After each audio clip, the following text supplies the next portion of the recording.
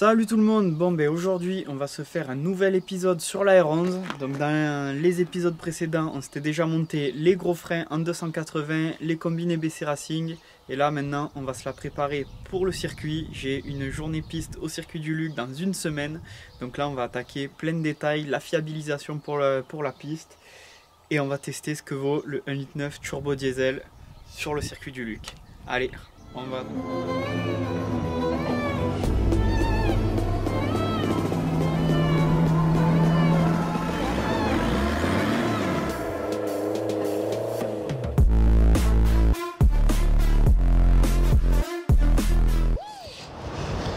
Avant de commencer cette petite vidéo les amis, je voulais déjà remercier la marque Andanda qui m'a fourni les chaussures de sécurité et les gants pour cette petite vidéo.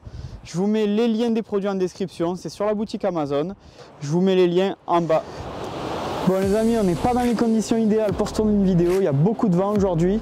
Donc on va déjà s'attaquer par la dépose du pare-choc avant, on va regarder comment monter ce radiateur d'huile et tout le reste en même temps. Allez, je démonte ça et on y verra plus clair.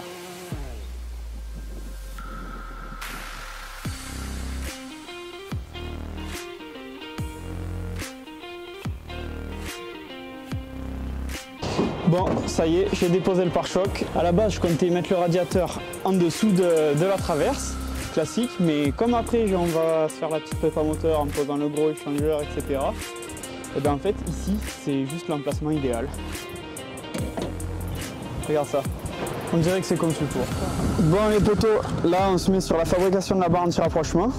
Donc là, il y a le Totone qui nous a fait les platines et le tube. Donc ça, vous vous en doutez je pense, ça va venir se placer comme ça. Ça, avec le tube relié, parce que ça, les fous là, ils te vendent 150 € de bouts de tube et de platine. Là, donc t'as bien compris mon copain qu'on n'allait pas faire comme ça. Alors bien sûr, faut mettre les deux.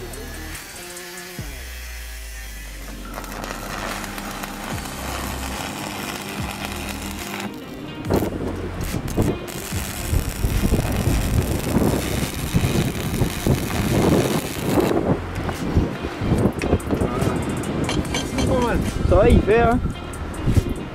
C'est pas mal mon chef, hein. On est presque à 90 degrés là. On est presque perpendiculaire alors côté en face. Ouais, c'est vrai qu'en face ça sera parfait. Tu vois, les goussets après on les fait à la demande. Ouais. On lui donnera un angle à la con et puis on va en faire deux là et deux au niveau du tube. Ce sera parfait, mal. Trois l'auto va être comme ça et la barre elle sera nickel. Tu m'en veux si je la fous sur le toit circuit? Ah là, bon, on pourra récupérer la barre. Du moment que la barre elle est impeccable. tu peux bien l'éclater, je m'en bats les couilles. Faut que ça ressorte nickel.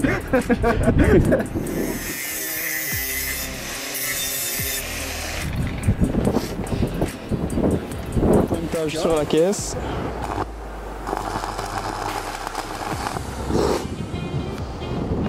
Voilà.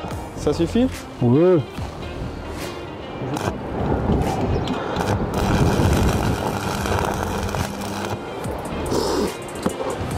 Voilà. Carré. Allez, on la dépose.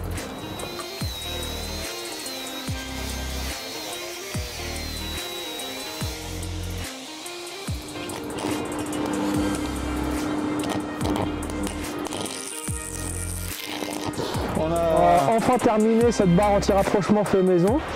Bon, je vous dis de suite, il arrête pas de râler depuis ce matin parce qu'avec le vent, il n'a pas pu bien souder, il est pas content. C'est ça. Donc il râle. Nous avons une finition passable de la bête. Ça va, et moi je veux que ça tienne bon. Et je veux que ça le fasse sur le circuit. Bon, on se la pose? Bah vas-y, c'est parti. Bon alors je suis apprenti boucher à la base, donc c'est pas dit que ça soit bien monté. Et voilà la petite barre anti-rapprochement pour la ronze. Alors pour ceux qui veulent des spécificités, c'est de la tôle de 4 coupée sur table plasma, plat de 30 par 4 et tube de 21-27 de serrurerie standard. Voilà. Avec soudure à l'arc basique. C'est à la portée de tout le monde avec une bonne heure et demie de taf pour celui qui a envie de se casser les pieds. Allez, voilà. J'avais commencé aussi à faire mon petit soufflet de cardan, celui côté boîte, parce que je voulais vidanger la boîte et comme il n'était pas joli, j'en profite pour faire une pierre de coups. Donc là on va se remonter l'amortisseur, on va essayer de se monter ça à la place de ça. Tu vois mon copain, je pense qu'on va en chier pour la serrer. Mais bon, ça va être tout bonheur ça. C'est franchement une excuse petite hein, pour avoir des pièces tuning jaune fluo. Quoi, ça fait stylé jaune. Et quand je vais aller dans les ratios de Renault 11 diesel, mon gars, je peux te dire que... La crédibilité d'en prendre un coup. Hein. Plus 28% est marqué sur la boîte. Ah d'accord. Okay. Pas beaucoup d'images cet après-midi parce que j'ai fait surtout du cylindre bloc polyuréthane juste là et là-bas. Et je vous dis les gars, j'en ai chié sa race. J'ai passé la journée pour faire ça. Parce que en fait si tu veux les cylindres blocs, la pâte elle reste super écartée tu vois et pour le remettre dedans c'est vraiment une misère. Bon donc là je m'apprête à monter la plaque sandwich pour pouvoir positionner mon radiateur d'huile selon la longueur des tuyaux. Donc pour ça je vais démonter l'ancienne Modine. La Modine c'est l'échangeur huile eau, donc huile liquide de refroidissement d'origine pour la remplacer par ma huile air. Donc ça aura un double effet, donc déjà de soulager le circuit de refroidissement qui aura plus à refroidir l'huile et aussi d'avoir un meilleur refroidissement parce qu'il y a un échangeur huile air en façade. Donc les amis, ça y est, j'ai démonté l'ancienne Modine, donc c'est cette chose. On va attendre que ça passe. Donc voilà l'ancienne Modine avec le branchement pour les entrées et sorties de liquide de refroidissement. Donc c'est en fait un petit échangeur qui refroidit l'huile avec le liquide de refroidissement et je vais le remplacer par ceci. C'est la platine pour brancher mes raccords d'huile. Donc tout bêtement, ça se visse par ce raccord de filetage qui vient se prendre à la place du filtre à huile. Ça se rallonge en fait et puis le filtre à huile viendra se visser de ce côté-là. Donc c'est parti, je le mets sans le serrer et en branchant les durites, on verra quel est le meilleur angle pour ensuite le verrouiller. Voilà, donc là je vais redébrancher là parce qu'elles sont un peu vrillées, les refaire passer bien droite. On va faire les fixations, puis après on verrouillera tout et on sera pas trop mal. T'es d'accord Toto, on le met comme ça? Ah bah écoute, moi ma visseuse elle a ma visseuse perceuse elle a du courant donc c'est bon. Ouais, parce qu'on a plus d'électricité, tout va bien, c'est quand il y a tempête, ici c'est la campagne, tout se touche et t'es comme un fruit. Donc aussi il va falloir qu'on prenne cette grosse vis, qu'on va couper en deux pour condamner les durites d'eau qu'elle a à la Modine, qui sont là. Mais du coup comme on n'a pas d'électricité, ben, on laisse ça de côté pour le moment, on fait ce qu'on peut faire. Voilà, tout va bien, mais tu sais c'est la vidéo de la déchéance. Déjà tu as du vent, tu peux rien faire, après tu n'as plus d'électricité, tu peux plus bosser, enfin tout va bien quoi. Bon, t'imagines les mecs qui font des prépas à 15, 20, 30, 40 000 euros et ils nous auraient vu bosser toute la journée. Bah, on est pareil, on fait des prépas à 20, 30, 40 euros. C'est juste une question de zéro. Ça, bam, tu mets 3 Riesling pour finaliser que ce soit propre et on est carré là. Impeccable. Bon les potos, là ça y est, bien sûr on est le lendemain, il n'y a plus de vent, on aurait tout fait aujourd'hui, on n'aurait pas été emmerdé. Donc là je m'attaque à changer le mètre cylindre qui est en 19 pour un en 20,5 de Renault 25.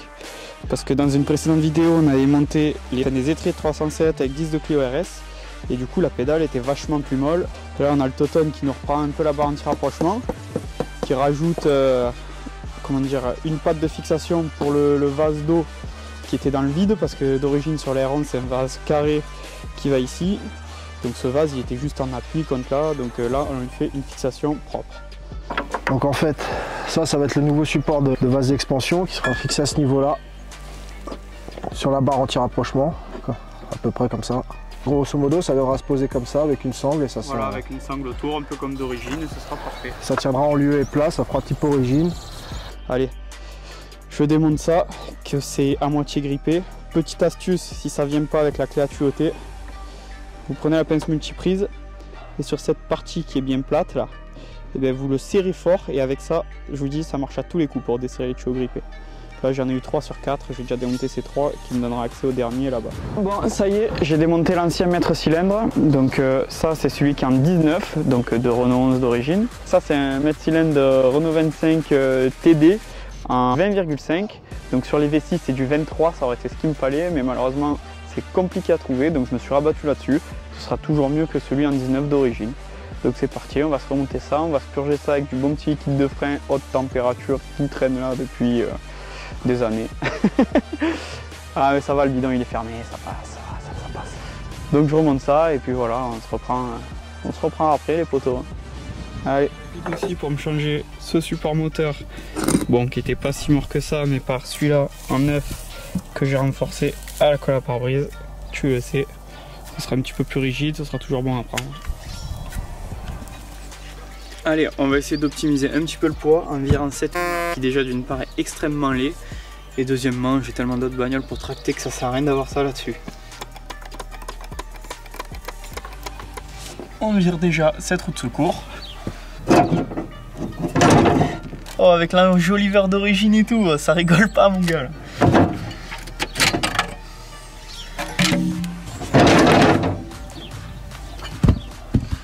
Le support aussi il vire. Bon, bien sûr, comme ça pouvait pas être simple, j'ai un insert qui tourne, donc il me faut tomber le pare-choc.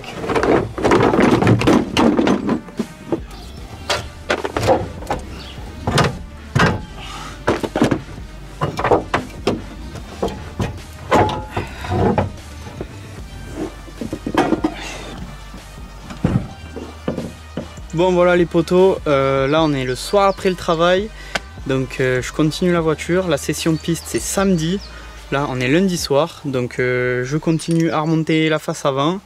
Donc là maintenant je vais bosser sur une partie qui a son importance. À l'avant mes crochets de remorquage ils sont complètement morts, et sur piste c'est mieux d'avoir un crochet au cas où on sort. De toute façon je crois même que c'est obligatoire. Donc j'avais cette sangle, bon pas très discrète me direz-vous, qui traînait à la maison. Donc ce que j'ai fait pour trouver un endroit qui était solide pour l'attacher, j'ai enlevé une des vis de berceau, j'en ai mis une plus longue, et puis je l'attache avec cette entretoise. Comme il y a des formes à ce niveau là, sinon je ne pouvais pas la mettre directement. Donc je mets l'entretoise, le crochet, et ça y va perfecto. Et voilà, impeccable. J'ai fait l'entaille qui va bien dans le pare-choc pour qu'elle puisse juste sortir discrètement, j'allais dire, mais c'est pas la couleur appropriée pour ça. Allez, je remets les jantes que j'ai achetées spécialement pour l'occasion avec les semi-slick Nankangen S2R.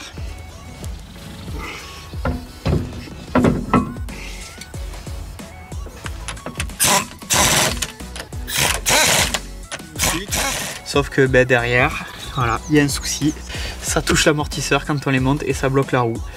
Donc là on est le mercredi soir, on roule samedi, donc j'ai paré au problème, on l'a fait à l'ancienne.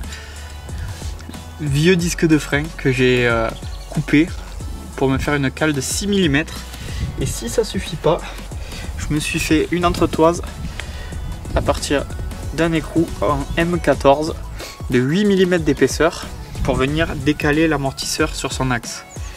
Donc on va essayer de se monter ça et j'espère que ça va le faire, parce que là mon gars il n'y a plus trop le temps de se commander des trucs. J'ai quand même pris par sécurité de la visserie longue et des écrous, ça remplace. On met un peu de l'eau petite forte.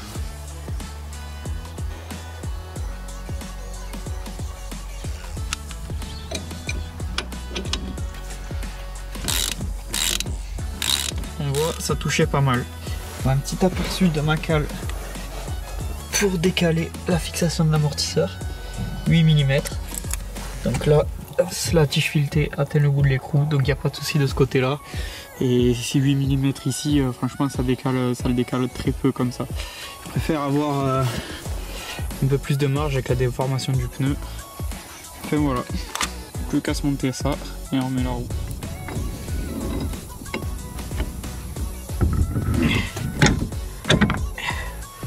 Ah, c'est bon ça.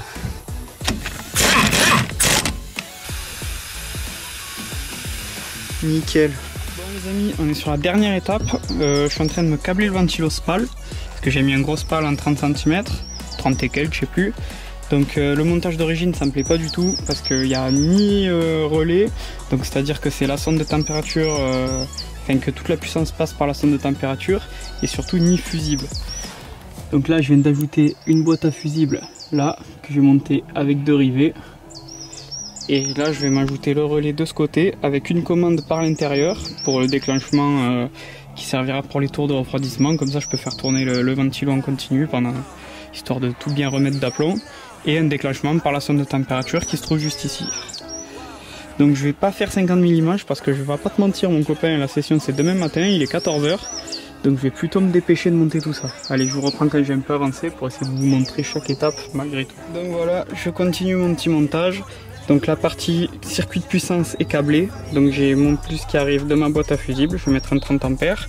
J'ai fait une épisure sur le plus principal pour alimenter le plus du relais. Donc j'alimente en plus permanent pour que le ventilo puisse tourner, même contact coupé. Si jamais je l'arrête trop tôt et qu'il y ait besoin de refroidir quand le moteur éteint, ça pourra toujours se faire. Et mon câble principal repart là sur la prise. Ma masse revient là, passe par le relais et va se prendre sur le perçage que j'ai fait ici. Maintenant je vais m'attaquer à câbler le circuit de commande. Donc j'ai ma sonde qui est là-bas en bas du radiateur. Ça c'est les fils de la sonde. Je vais les récupérer, les envoyer sur la masse du relais. Et je vais aussi me tirer une masse depuis le tableau de bord. Donc comme ça, le relais aura toujours son plus, mais pour qu'il ait son moins et ainsi faire coller et que le ventilo déclenche, il faudra que soit la sonde de température ait atteint 80 degrés je crois, soit que je déclenche au tableau de bord, l'un ou l'autre.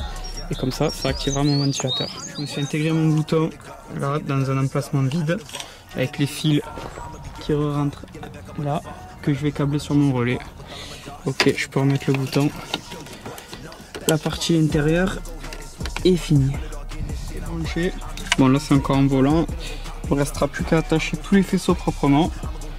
Donc voilà, la batterie est remise. Donc on va déjà s'essayer ça avec la commande intérieure. Voilà. Impeccable. Bon, pour le tester à la sonde ça va être compliqué parce que jusqu'à présent le ventilo était même pas branché et la température elle monte à la moitié, mais même en lui tapant dedans, enfin tout ce que tu veux mon gars, tu n'arrivais pas à la faire monter à plus de la moitié. Pour le circuit j'ai préféré la mettre, donc c'est plus sûr. Bon, je vais attacher tout ça proprement, je vide tous les trucs qu'il y a à l'intérieur parce que là on est vendredi après-midi et la session c'est demain matin. On a fini, on s'apprête à charger la voiture sur le plateau. Et demain matin, direction le circuit. Vas-y, on roule.